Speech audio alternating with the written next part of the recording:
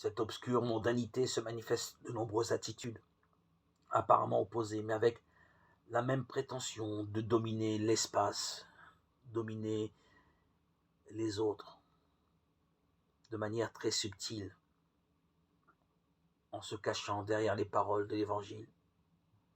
Ils se prétendent être des prophètes.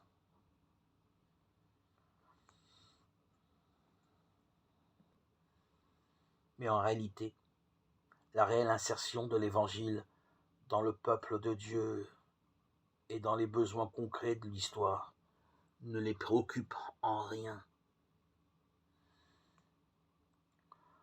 De cette façon, la vie du fidèle qui écoute ces merveilleux, hypocrites orateurs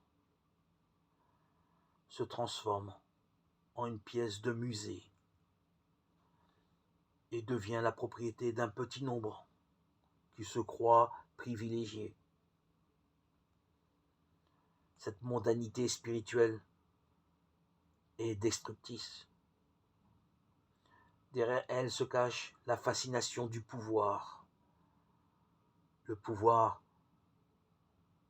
de montrer des conquêtes sociales, politiques, ou le désir d'une vaine gloire liée à la gestion d'affaires pratiques,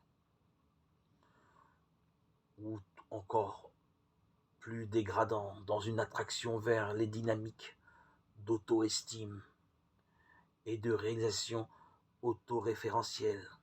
Combien j'en ai écouté sur Internet et combien, par leurs paroles et ce qui dégageait, me montrait combien ils étaient des hypnotiseurs, des fascinateurs, et qui ne cherchaient que leur propre intérêt.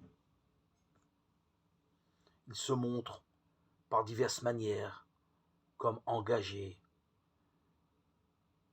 mais sachez qu'ils ne s'intéressent qu'à eux-mêmes.